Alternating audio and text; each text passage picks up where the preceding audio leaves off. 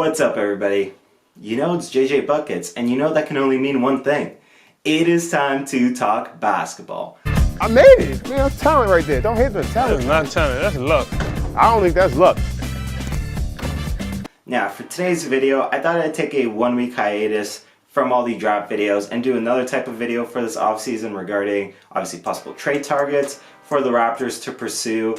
Now, I really don't think it's that exciting of a free agency class, and I honestly find more intrigue in looking at some of the potential trades that the Raptors could make.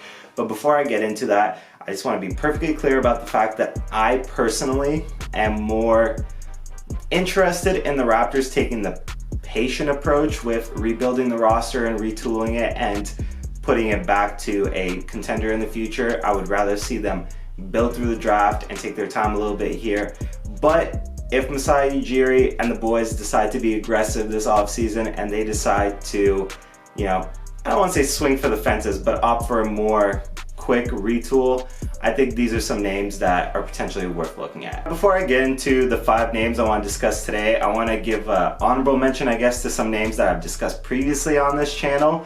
And if you're interested in hearing me go into detail about that, I will link the video in the description for this one. It was actually my first collaborative video with the Ward's Report. Shout out to him, big friend of the channel. And yeah, we discussed names like Zach LaVine, Bradley Beal, and Karl Anthony Towns. And for the most part, while some of my opinions may have changed from then to now on how I feel about those guys, I still think it's a really good video. So give it a look if you want to hear more details about that. But let's start off with the first of the 5 names here. So for the most part, partial spoiler, this video is going to be regarding 2 rosters that I potentially see getting a major makeover or potentially just being ripped down to the shreds. And those 2 rosters are the Indiana Pacers and the Portland Trail Blazers. I will get into a little bit more details about why I think, both those rosters are going to be torn down in a second.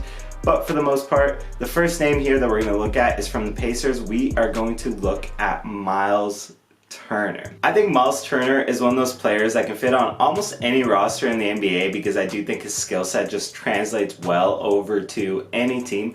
But particularly for the Raptors, I do really like this ad. I know a lot of Raptors fans are high on Miles Turner. You can count me amongst the bunch. I'm a fan of his game. I think he can be a defensive anchor for the Toronto Raptors, and I think it will really elevate the Raptors back to one of the best defenses in the NBA. Having a guy like Miles Turner, Pascal Siakam, OG Anunoby, and Fred VanVleet. Probably Gary Trent Jr. is your 5th guy. Gary Trent Jr. would be the only guy on there that's really not a good defender, and frankly, all those other guys, I wouldn't even say good. I would say, for the most part, they are bordering on elite, if not elite. I think OG Anunoby's an elite defender. I think Fred VanVleet, if he's not in that group, he's just outside of it. And I think Siakam's a very good defender as well. So give the Raptors a really electric unit on that end. Past that, I think he just has a good offensive skill set as well that could fill some needs for the Raptors. I think he can be a good rim runner for this team and get some easy points down low. I also think that he can space the floor, obviously, with his shooting. He has a nice touch from the outside, so I think he'll space the court well for the Raptors. I think if he's available, they should absolutely go after him. And I think he should be available because realistically, I think the Pacers are going to break up the Sabonis and Turner duo, because if you look at most of the 5-man lineups for the Pacers from this past season, their most effective ones were lineups that involved either Sabonis or Turner. So I think there's a really good chance they're going to elect to move on from one of those guys. Probably not both those guys, but at least one of those guys. And if Miles Turner is the name that they want to move on from, I think the Raptors really should pounce. I think for the most part, he's on a team-friendly deal. If I remember correctly, it's somewhere between 17 to 18 million. So that's not a big pill to swallow. And I don't think that we've seen the best version of what Miles Turner can be because he's played beside Sabonis, and I think he would thrive, in a scenario where he necessarily doesn't, and he can just run the 5-man spot for a team like the Raptors in this scenario. So for all these guys I'm gonna say, towards the end, whether or not I personally think they should pursue. And regarding Miles Turner, I absolutely think this is a name that they should they should go for. He has my stamp of approval for sure. On the flip side of that, Domantas Sabonis, right? If the Pacers decide that of those two big men, they would rather give up Sabonis, that could be an interesting name for the Raptors as well. And it's funny because where Miles Turner obviously complements the Raptors defense, I think Sabonis is a good complement to the Raptors offense. I think he's a good passer for the big man spot, and I think he can initiate a lot of offense for the Raptors potentially. My obvious concern with Sabonis would be is he's the opposite of Miles Turner. It would be the defensive end, right? I don't think he's a good defender, and I think for the most part the Raptors would have to hide Sabonis, and you could argue how well you could realistically hide Sabonis because he has a tendency to just surrender a lot of buckets down low to better, big men that can just put the bucket in down low. So I really don't know how I feel about this one. I see it elevating the Raptors offense a decent bit. I think Sabonis can not only score for himself, but he can initiate for others, and I think he actually is a relatively good fit for the Raptors offense. But defensively, I don't know if his defensive liability outweigh his offensive potential to me. So, contrary to what I just said with Miles Turner, I'm actually not 100% sold one way or the other with Sabonis. So, I want to leave that up to you guys. Drop a comment below and let me know whether or not Sabonis is somebody that the Raptors should go after or should pursue, or that you realistically feel is a good fit on this team, because I'm on the fence. Moving on to the Portland Trailblazers, I think this is another roster that will see a good amount of changes this offseason because, they've been banging their head against the wall with the exact same formula for how many seasons now, and it's just proven to not work, and it's proven to not be enough. So I think this roster could either get, slight changes to a complete overhaul, depending on, obviously, whether or not the Blazers are ready to put an end to the Damian Lillard era in Portland. And if they are, I think you see a full teardown of this team. If they're still going to try to retool and run it back with Damian Lillard one more time, if he decides that he still wants to stick around Portland, that is, then in that case, I could see some more minor moves, I guess, for this team. Maybe not necessarily minor, but moves that obviously don't involve Dame. But that being said, we will start off with Damian Lillard. Now, if he is on the table, I think this is an interesting name to look at if you're the Toronto Raptors, because obviously Damian Lillard is a superstar, right? No ifs, ands, or buts about it. Dame is a bona fide superstar. And this Raptors core, for the most part, they're missing one. And I think a superstar goes a long way to elevating this team from, a second-tier playoff team to a potential contender. Here's the thing. Obviously, the Raptors just came off a really bad season, so you might be looking at me and thinking, well, how do you see this team as a second-tier playoff team? Realistically, if we're being perfectly honest about this, the Raptors are much better than the results they had last season. Obviously, they were playing some really unprecedented circumstances where you can essentially say they played 72 away games that season. The fact that they only ended up where they were was, I guess, shocking. To a lot of people, they were a disappointment in terms of what we got this season, but we all know that this group of players can produce better than what we've seen. And I don't even think that's just my hometown bias. Damian Lillard is not going to come cheap. I don't think that's really a shocking statement by any means, but obviously a player of Damian Lillard's caliber is going to demand a pretty damn high asking price. And for the most part, if the Raptors do want to throw their hat into the ring for that, there is a good chance you're giving up, I'd say, at least 1 to 2 pieces that really make this team special, or that could make this team special. Realistically, you're giving up probably one of Pascal, one of Fred VanVleet, OG, somebody like that to get the deal going. That's just going. Past that, you're definitely going to give up a lot of draft assets and just probably a few complementary pieces as well. So it's a tough call here with Dame.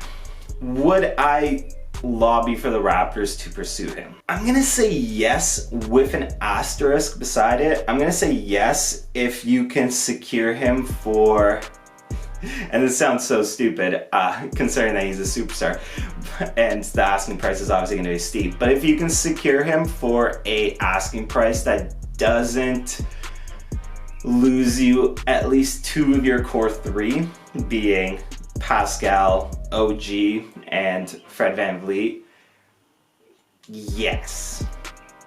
Otherwise, I don't think the deal is worth it for the Raptors. Damian Lillard's a little bit on the older side, so your window to win with him would be a little small here. So I just really don't think it's ultimately worth it in the long run in that scenario, but again, it really depends on how high the asking price is for Dame. Regardless of whether or not Damian Lillard is on the move this offseason, I think CJ McCollum is most likely somebody that is going to be on the move this offseason. I think it is clear as day at this point, and I've been vocal about this consistently in the past. Damian Lillard and CJ McCollum is not a championship level duo. I think there's too much overlap in their games. It's not going to work in Portland, so I think in all likelihood, CJ is probably gone this offseason. And when the odds came out for CJ and where he's going to be traded, one of the teams that was pretty high on the list, I think they were 5th, if I'm not mistaken, or 6th, the Toronto Raptors, in terms of their odds to land CJ McCollum, which is interesting. Obviously, CJ would give this team somebody that is, you know, a bucket getter, somebody that can score in the half court, somebody that can just create their own shot when the offense stalls out. But you gotta address the elephant in the room of CJ when you're talking about him, right? His defense is awful is generous. Calling his defense awful is generous. He is easily one of the worst defenders in basketball. He just doesn't have the size, especially at the shooting guard position, to keep up with a lot of guys.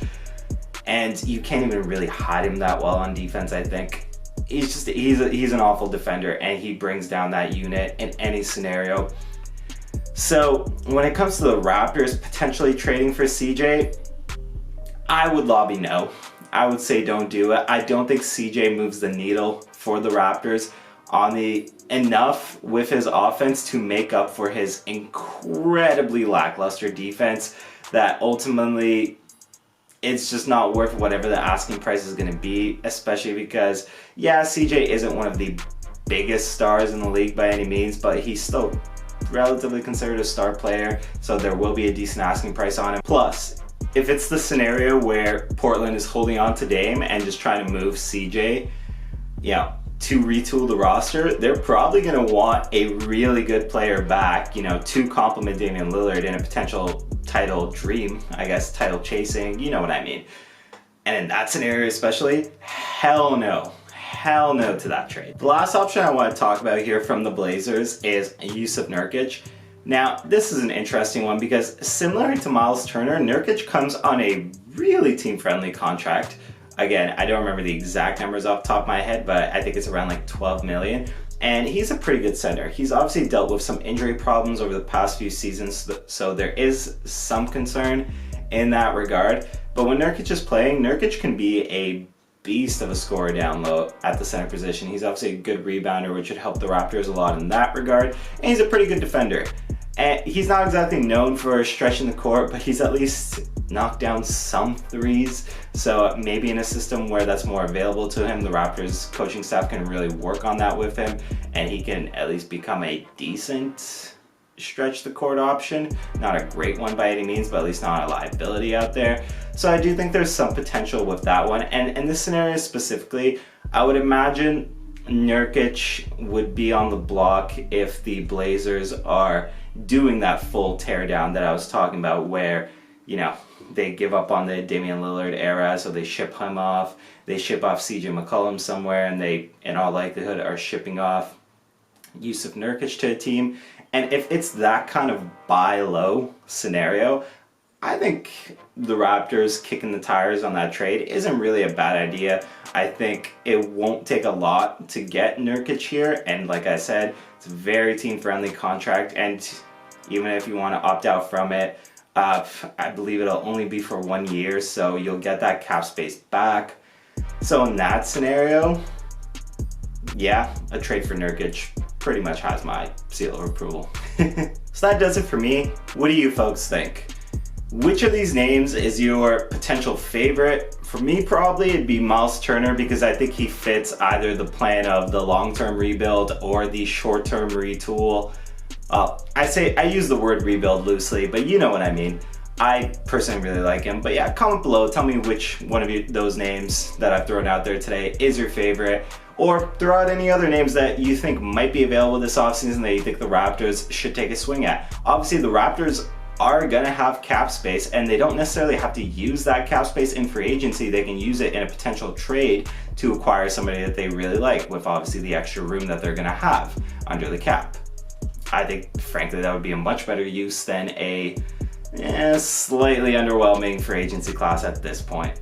Other than that, folks, you know the drill by now. Like the video, it does not take a lot of time, and it goes a long way to helping these videos be seen by more people, so I really appreciate it every time you folks do it. And if you're new here, subscribe to the channel as well. Talked about it a million times, I will talk about it a million more. So many people watching these videos are not subscribed, and I just don't get it. Just hit the button. Just hit the damn button. You can always change your mind in the future. Other than that, that'll do for me here today. I am out of here.